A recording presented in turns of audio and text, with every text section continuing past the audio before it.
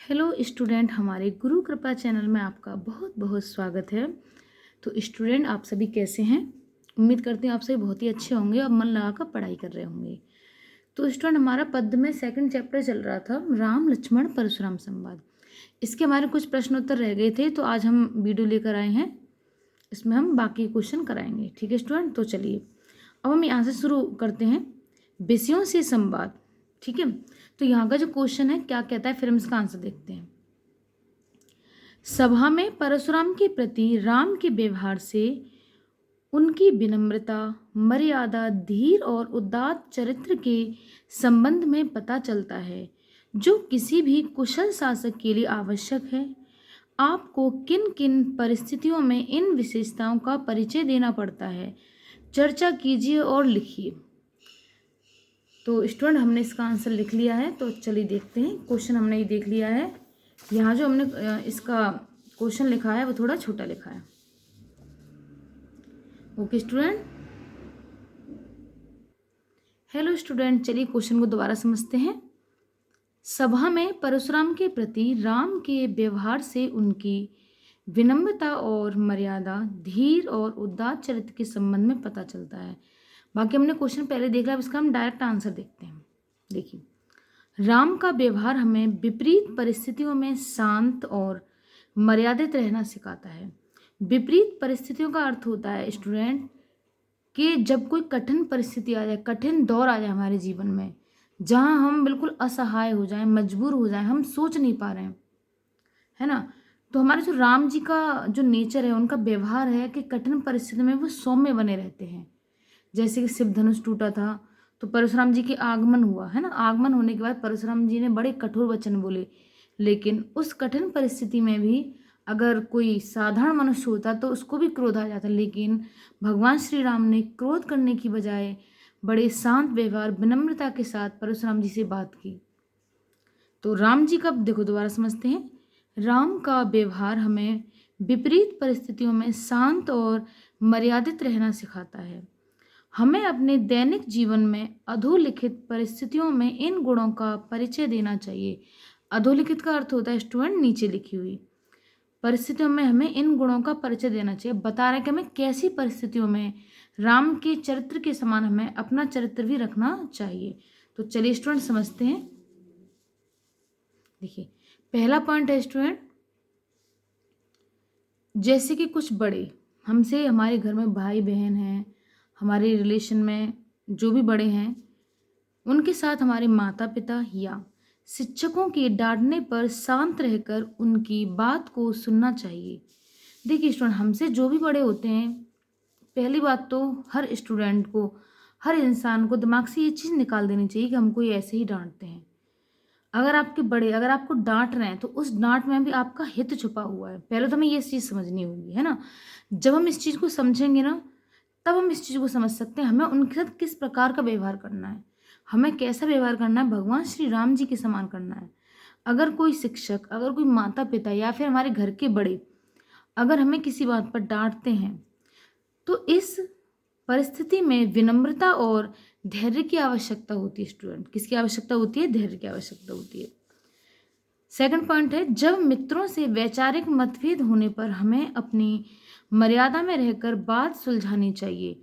अगर हमारा अपने मित्रों के साथ कोई वैचारिक मतभेद हो गया है या कोई बहस हो गई है, तो हमें वो बात सुलझानी चाहिए, लेकिन एक मर्यादा में रहकर। ऐसा नहीं कि हम उल्टा सीधा बोल रहे हैं, एकदम हाइपर हो रहा है, तो हमें वो चीज़ नहीं करनी चाहिए। हमें श्री राम के चरित्र का उदाहरण बनना चाहिए। तो हमें जो कोई भी बात है मर्यादा में रहकर सुननी समझनी चाहिए। थर्ड पॉइंट है, कठिन और चुनौतीपूर्ण समय में, जैसे परीक्षा में कम अंक आने पर या फिर असफल होने पर। कभी ऐसा हो जाता है स्टूडेंट, हम कि बहुत अच्छे से तैयारी करते हैं ना, लेकिन कहते हैं ना दुर्भाग्यवश हमारे नंबर कम आए या फिर कोई और भी कारण रहा हो इससे हमारे नंबर कम आए, तो हम उसमें क्या होंगे, एकदम से परेशान हो जाएंगे, हाइपर हो जाएंगे। लेकिन हमें वो चीज़ें समझनी चाहिए कि हो सकता है ये रीज़न हो। हालांकि बुरा लगता है कि जब हम मेहनत करते हैं तो हमें उसका रिजल्ट नहीं मिलता तो बुरा लगता है, लेकिन हमें इस क्वेश्चन में, इस आंसर में हमें ये देखना है कि श्री राम के चरित्र की विशेषताओं में हमें किस तरीके से अपना व्यवहार करना चाहिए। फोर्थ पॉइंट है स्टूडेंट, नेतृत्व या जिम्मेदारी मिलने पर बिना किसी अहंकार के सबको साथ लाना, यह उदात्त चरित्र को दर्शाता है। नेतृत्व अर्थ होता है कि जैसे आपको क्लास का मॉनिटर बना दिया जाए, परिवार का मुखिया आपको बना दिया जाए, तो आपको, या फिर जैसे आपको कोई महत्वपूर्ण जिम्मेदारी दे दी जाए, तो हमको उस जिम्मेदारी को, उस फर्ज को बिना अहंकार के निभाना चाहिए, सबको साथ में रखकर निभाना चाहिए।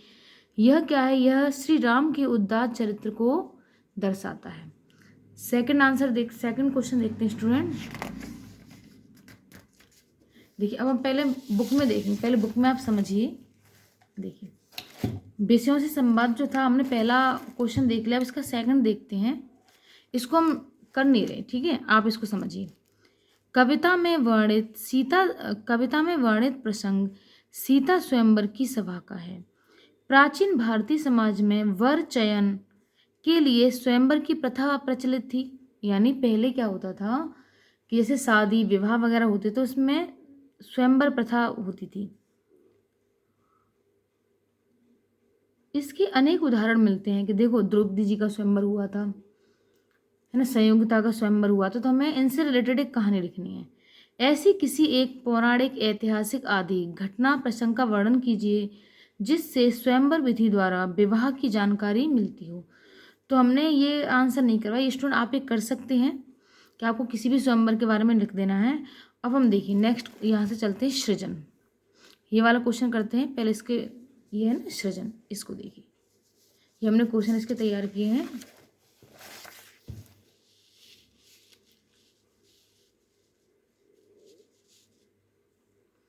देखिए सृजन, पहला प्रश्न है, परशुराम के क्रोध को देखकर सीता और उनकी माता सुनैना, सीता जी की माता का क्या नाम था? सुनैना, दोनों ही चिंतित हो जाते हैं और सीता जी के लिए एक एक पल एक युग के समान भारी और लंबा प्रतीत हो रहा है। उनकी मनः स्थिति का अनुमान लगाते हुए उस क्षण दोनों के बीच चल रहा मौन संवाद लिखिए। आंसर देखते हैं हम इसका, पहले इस क्वेश्चन को समझते हैं। देखिए, जब परशुराम जी का आगमन हो गया था, उनका क्रोध बड़ा भयंकर था। सीता जी, उनकी माता सुनैना, दोनों ही चिंतित और भयभीत हो गई थी कि आगे अब होगा क्या। सीता जी के लिए एक एक पल एक लंबा युग के समान प्रतीत हो रहा था। उनकी मन स्थिति का अर्थ होता है स्टूडेंट, उनकी मन की दशा। कहते हैं ना, जब हमारे ऊपर कोई परेशानी आती है तो हम सबसे पहले मन से उदास हो जाते हैं, दुखी हो जाते हैं। तो उनकी मन स्थिति का अनुमान लगाते हुए एक क्षण दोनों के बीच चल रहा मौन संवाद को लिखिए। उस क्षण यानी सीता जी की माता भी उनसे कुछ नहीं कह रही है, मतलब बोल के कुछ नहीं कह रही, ना ही सीता जी उनसे कुछ कह रही हैं, लेकिन दोनों के बीच मौन संवाद चल रहा है। मौन का मतलब होता है वह एक दूसरे की मन की बातों को समझ रही हैं, लेकिन वह कुछ बोल नहीं रही। इसका आंसर देखते हैं स्टूडेंट। परशुराम के क्रोध को देखकर सीता और उनकी माता सुनैना दोनों चिंतित थे, दोनों ही परेशान थे। माता सुनैना चिंतित होकर मन में कह रही हैं, हे पुत्री, परशुराम का क्रोध तो प्रलय की समान है। शिव धनुष टूटने के कारण वे अत्यंत क्रोधित हैं। मुझे तुम्हारे विवाह और राजा जनक के प्राणों की चिंता सता रही है। सीता जी कहती हैं कि हे माता, आप व्याकुल न हो। जिसने भी यह शिव धनुष तोड़ा है वे कोई साधारण मनुष्य नहीं हो सकते। श्री राम जी के शांत व्यवहार को देखकर मेरा मन कहता है कि सब मंगलमय अर्थात सब शुभ होगा। आप विधाता पर भरोसा रखें। यह आंसर हमारा खत्म होता है स्टूडेंट। अब हम चलते हैं नेक्स्ट क्वेश्चन पे। ये देखिए, नेक्स्ट क्वेश्चन ये है, प्रश्न नंबर 2। सभा में हो रहे संवाद को दूर बैठी सीता और राजा जनक और अन्य लोग भी सुन रहे थे। अपनी कल्पना और अनुमान के आधार पर लिखिए कि उस समय सीता के मन में किस तरह के भाव उत्पन्न हो रहे होंगे। सीता के दृष्टिकोण से पूरी घटना का विश्लेषण कीजिए। संकेत क्या है? जैसे लक्ष्मण के प्रत्युत्तर पर चिंता, ऐसे लक्ष्मण जी परशुराम से बहस करने लगे थे, तो जो वो उनके बीच संवाद हो रहा था उसके बारे में चिंता हो रही थी उनको, और उनको गर्व भी था। उनको हंसी, भय, शंका इत्यादि सब कुछ हो रहा था। तो अब हम समझते हैं कि अगर उस वक्त हम होते तो अगर हम सीता जी की जगह होते, हालांकि माता सीता का स्थान लेना हम जैसे इंसानों की बात नहीं है, बट हम समझते हैं उस समय सीता के मन में किस तरह की भाव उत्पन्न हो रहे होंगे। हम सीता जी के दृष्टिकोण, हम उनकी जगह अब खुद को रखकर समझ सकते हैं। ठीक है स्टूडेंट, सीता के दृष्टिकोण से पूरी घटना का विश्लेषण कीजिए। तो चलिए इसका आंसर देखते हैं। सभा में हो रहे संवाद को दूर बैठी सीता जी सुन रही थीं। जब लक्ष्मण परशुराम के क्रोध का डटकर सामना कर रहे थे और उनसे व्यंग्यपूर्ण वचन बोल रहे थे, तो सीता जी के मन में यह चिंता रही होगी कि बात कहीं और अधिक न बढ़ जाए, कहीं कुछ अनहोनी न हो जाए। सेकंड पॉइंट, जब लक्ष्मण अटूट साहस के साथ क्षत्रिय धर्म और अपने भ्राता श्री राम का पक्ष रख रहे थे, तब सीता जी को उनके ऊपर मन ही मन गर्व भी महसूस हो रहा होगा कि भाई हो तो ऐसा।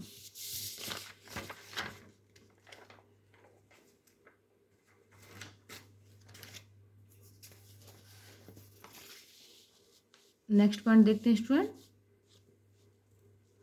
थर्ड पॉइंट है, लक्ष्मण जी की परशुराम के साथ वार्तालाप को देखकर एक मंद मुस्कान या हंसी का भाव भी आया होगा, क्योंकि लक्ष्मण जी जो थे ना, वो व्यंग्यपूर्ण बातें कर रहे थे, एकदम बच्चों की तरह हरकतें कर रहे थे। परशुराम जी को उन्होंने चुनौती दे दी थी, लेकिन परशुराम जी एकदम लड़ने के लिए हाइपर हो गए थे। फोर्थ पॉइंट समझते हैं स्टूडेंट। परशुराम जी द्वारा बार बार पूरी सभा को नष्ट करने की चेतावनी देने पर उनके मन में अनिष्ट की शंका और स्वाभाविक भय भी उत्पन्न हो रहा होगा। जब परशुराम जी इस तरीके से बात कर रहे थे, सीता जी के मन में एक भय आना एक स्वाभाविक क्रिया है। नेक्स्ट पॉइंट पे चलते हैं स्टूडेंट।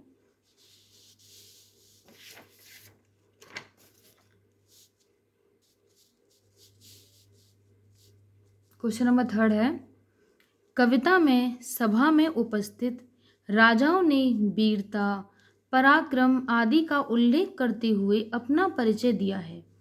यदि आपको अपना परिचय देना हो तो आप अपना परिचय किस प्रकार देना उचित समझेंगे?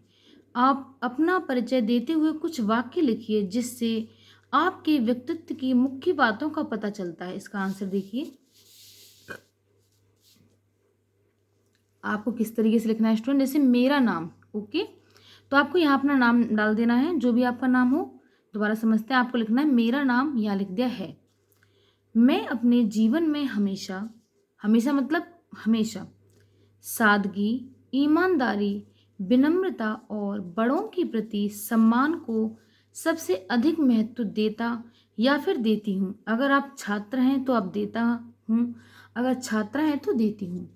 अहंकार और दिखावे से दूर रहकर अपने कर्मों और मेहनत के माध्यम से अपनी पहचान बनाना ही मेरा लक्ष्य है। कठिन दौर में भी धैर्य बनाए रखना और दूसरों की सहायता के लिए सदैव तत्पर रहना मेरे व्यक्तित्व की कुछ प्रमुख विशेषताएं हैं। तो स्टूडेंट, अब हमारा चैप्टर ये फ्री हो जाता है और इसको आप बढ़ा भी सकते हैं। मुझे जो लगा इंपॉर्टेंट पॉइंट्स वो मैंने लिख दिए। आप अपने हिसाब से एक दो लाइन और बढ़ा सकते हैं, आपके जो स्वभाव में, जो आपके व्यवहार में है। तो स्टूडेंट, अब हम मिलते हैं नेक्स्ट चैप्टर के साथ। अब मैं सोच रही हूँ आपका गद्य का चैप्टर फर्स्ट शुरू कर दूँ। तो अब हम मिलते हैं नेक्स्ट वीडियो में। तब तक के लिए आप सभी का धन्यवाद। अगर हमारा चैनल की वीडियोस आपको अच्छी लगती हैं, समझ में आती है अगर हमारी पढ़ाई, तो प्लीज़ हमारे चैनल को सब्सक्राइब कीजिए, लाइक शेयर कमेंट करिए। तब तक के लिए धन्यवाद। आपका दिन शुभ हो।